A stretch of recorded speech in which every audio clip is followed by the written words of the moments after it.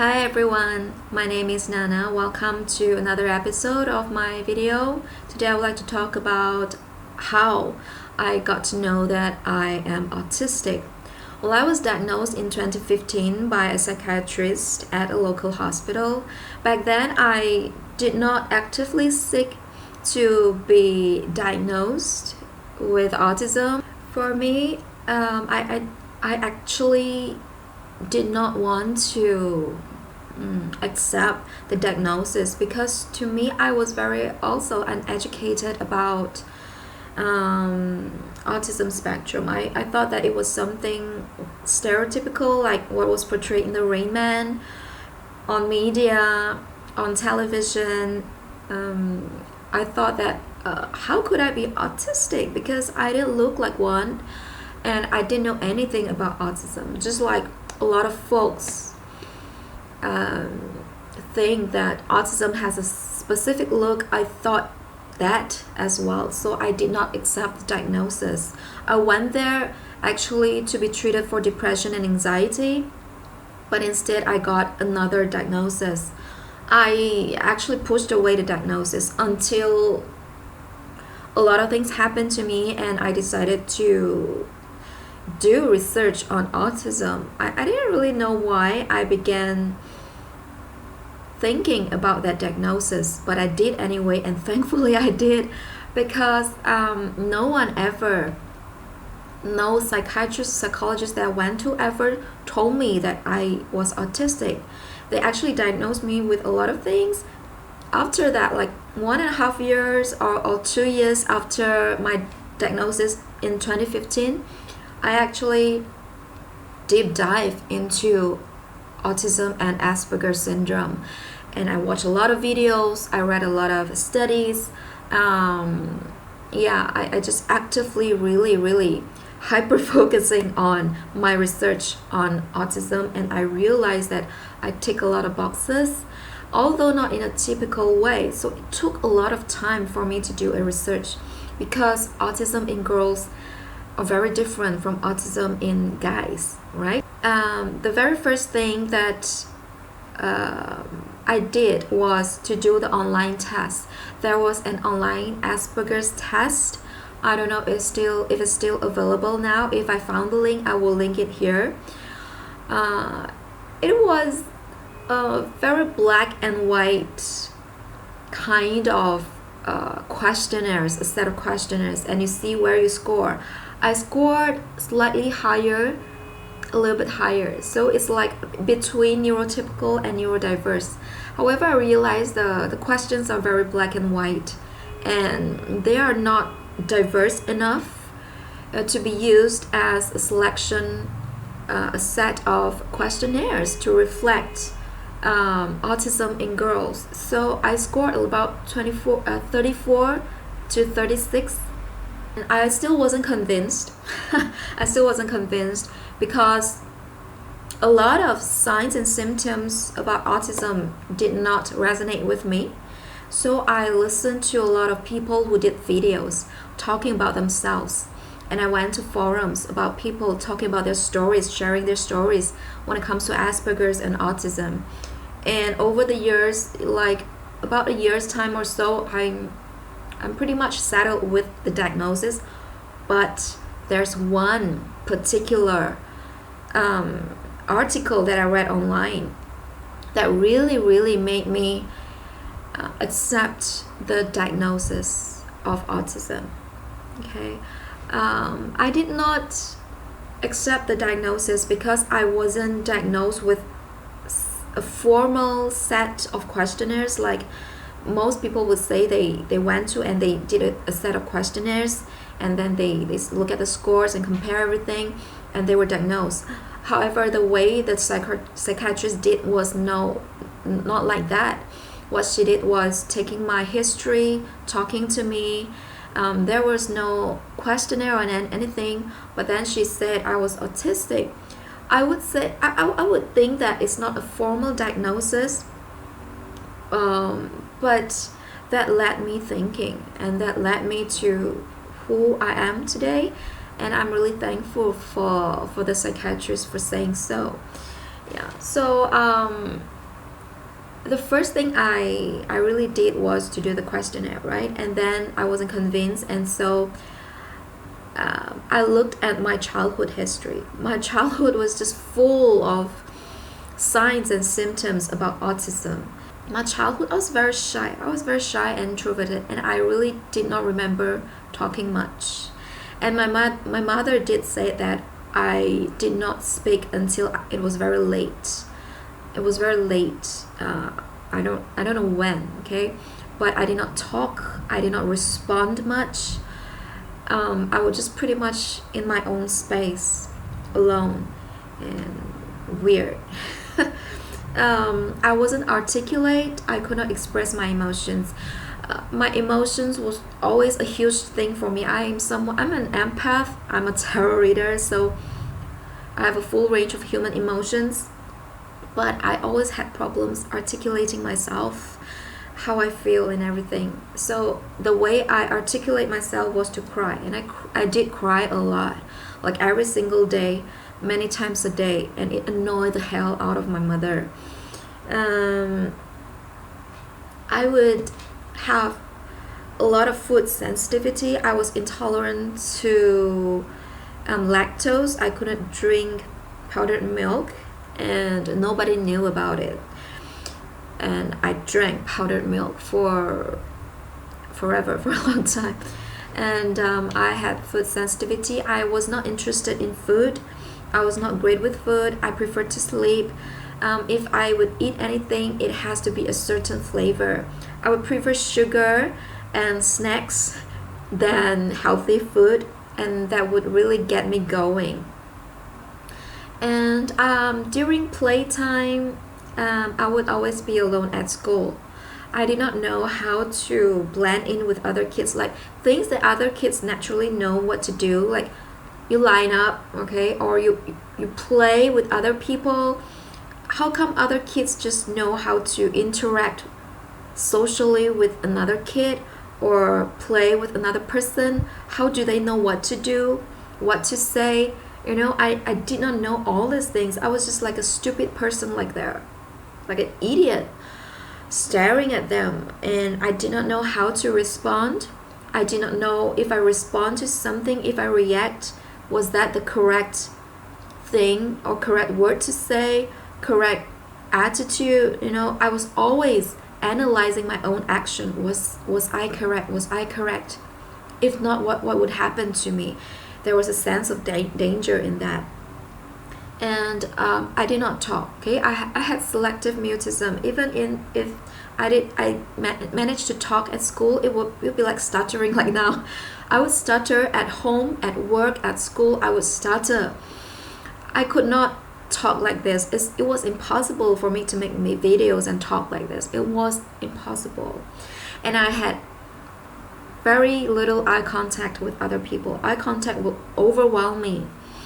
I would be really scared when I look into someone's eyes. Like too intense for me, too much for me. I would stop talking. My mind would go blank. So I just don't talk, or I talk not looking at other people. But most of the time I did not talk. I wasn't very verbal. I wasn't good at interacting with other kids as well. When during playtime, recess time, they would be there and would be just sitting and listen and observing. If there was anything that was good, I was good at, it was observing. I was just observing other people. I'm.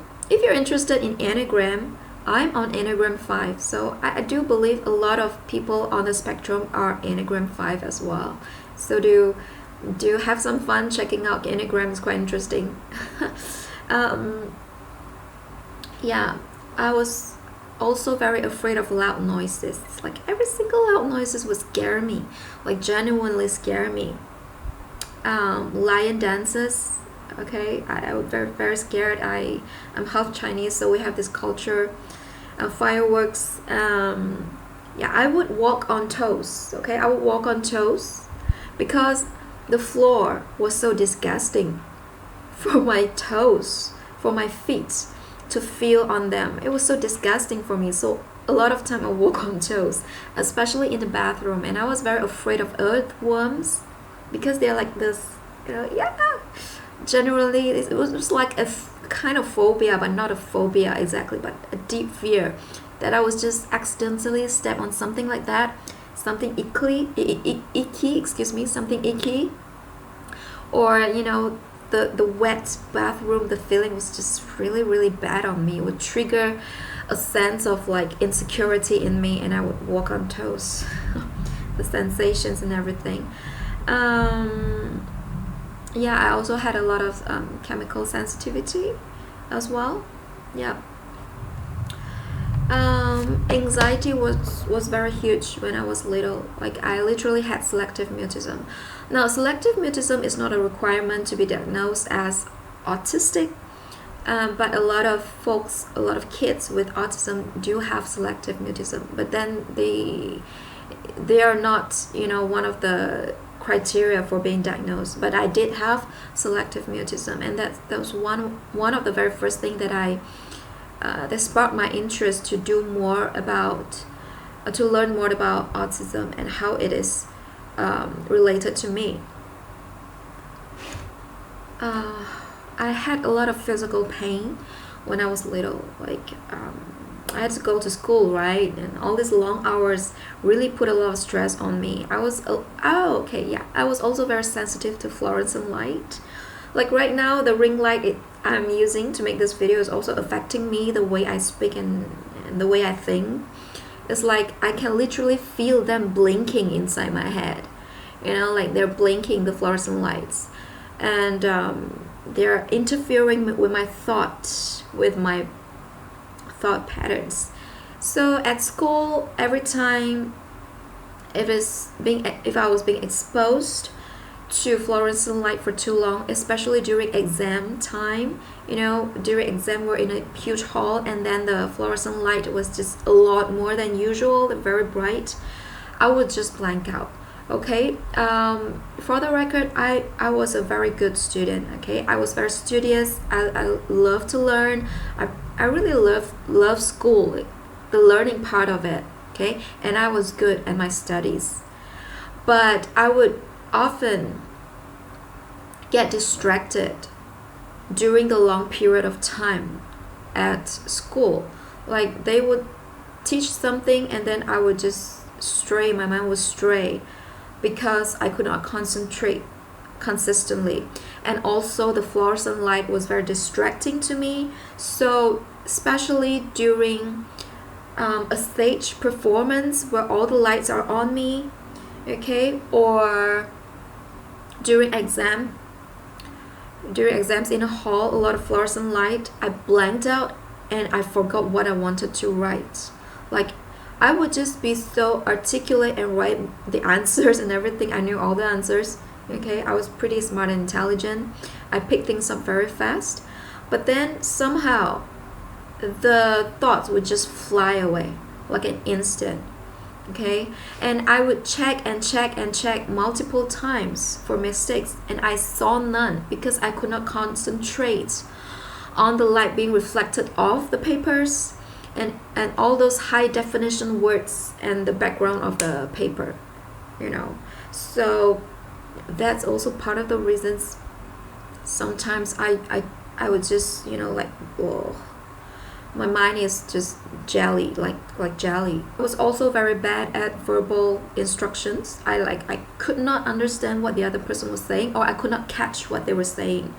I was like in language classes, I am very good at languages. I'm very gifted in languages. I can learn a language very fast. And like English was always my first language, very good in it, or Bahasa Melayu or Chinese, just very good at them. I would often score 100 or near 100, like 100% full marks, but I always fail during active listening. Like the listening test, I would always become really bad at it. I genuinely could not understand what the teachers was trying to tell me. Like I said, I also stim. My stimming in childhood was babbling, like speaking nonsense, nonsensical words. I still do it now. I do it with my cat. I do it with my cat. And over time, it became something unconscious that I did not know I was stimming. But actually, I was stimming in a camouflage, like babbling. I talk like verbal stimming. I talk like an infant sometimes, like do these cute little things to make myself feel better. I feel cute, I feel happy doing it. But I do it only with my cats. Unconsciously, previously it was unconsciously. I did it with my cat and I did not know why. I thought I was still a kid, not being able to grow up. But then when I become aware that I actually was stimming, then I realized that this is actually a way to make me feel better, and there's nothing much to do with not being able to grow up or anything.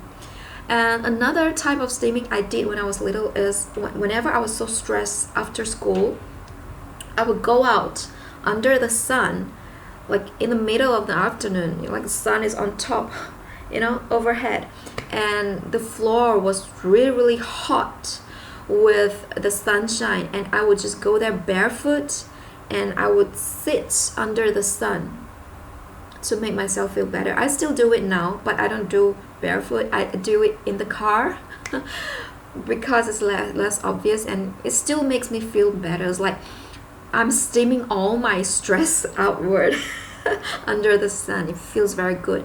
And when I was young, when I was doing this, my grandmother would be so worried. Why are you doing this? Why? You might get sick under the sun. Please come in. And they did not understand. I did not understand back then either. I was making myself feel better, actually. And I could not articulate verbally to them, so I did not. So I was saying at the beginning of the video, what really truly makes me accept the diagnosis as someone on the spectrum is I read an article about girls playing with dolls, and I was like mind blown. I didn't know that is something. I didn't know there's a difference between neurotypical girls and autistic girls who play internally. Like I was non-verbal, right, when I was a child. So I would play with dolls, I'll play with Barbie dolls, I'll play with teddy bears. I would pretend play. But our pretend play is different. The way I pretend play is not like, I was very lucky to have a neurotypical niece who is now 11 years old. I was able to witness her playing dolls. She would be like verbally speaking to the dolls and make up a storyline for that doll. Like, hey, let's go to this place. Let's look for a friend. And then we'll go to party. And then we'll come back home. We'll cook dinner together. You see, there's a storyline. Whether that kid verbalize it or not, there is a storyline for that little girl when they play with their dolls. But for me, I never had a storyline. I did not have a storyline. When I was younger, up until I was about 30 years old, I did not have a monologue inside me. I did not have a dialogue inside me. It's not I was not capable of having verbal thinking inside me. Everything was processed through patterns and intuition for me. When I make a decision, I made it through intuition, and I analyzed patterns, observe patterns, and then I base on my intuition, my feelings, and then I make a decision. Okay, it's not like other people who have verbal dialogues within themselves, like talking to themselves or monologue in themselves. I did not have it. When I play with dolls, I could imagine a lot of things, but I never had a storyline, like a linear storyline playing out like non-autistic girls do. And I would not give out verbal instruction to the dolls. It's more like an analytical thing for me, visual thing for me. It's just fun. It's just for fun for me. And I was not also very much feeling like a girl. I never felt that way ever since the day I was born. I pretty much feel androgynous up until now. It never mattered to me what shirt I wear, what type of perfumes I use, what type of dolls I play. When I was a little girl, I liked all types of dolls, toy soldiers. I wasn't, like gender biased. When I was able to get toy soldiers as a little girl to play with, I felt such a tremendous relief, because I felt, wow, I can finally be a boy now. I am a boy now, and I feel like a boy now. I don't have to be a girl anymore. I don't have to fit in this stereotype anymore. I can play whatever I want, and I feel like a boy, and I love being a boy. That's how I felt. Even right now, sometimes I play video games. I will play a lot of guys, male characters, because that is a part of me that I wasn't able to express in real life, and I really, really love being a male character in a video game, because I get to express the masculine side of me that society thinks that I shouldn't have because of how I look. Yeah. So yes, these are how I convinced that I am actually truly autistic.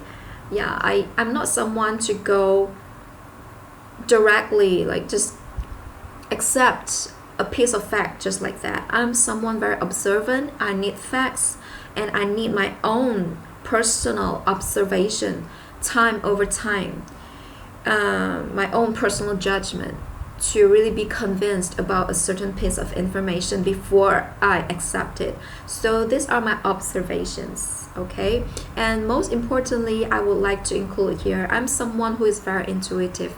I will call myself an empath, right? A lot of people on the spectrum are also very intuitive. So this may be something that a lot of people will push aside. So when you feel your intuition is telling you to look out for certain signs, then I would suggest you to listen to it, because no one knows the answer more than you do, because you are you. No one knows you more than you do, right? So yeah, this is my little video. I hope it's not too long, about how I discovered I was autistic. And to be honest with you, I never liked label.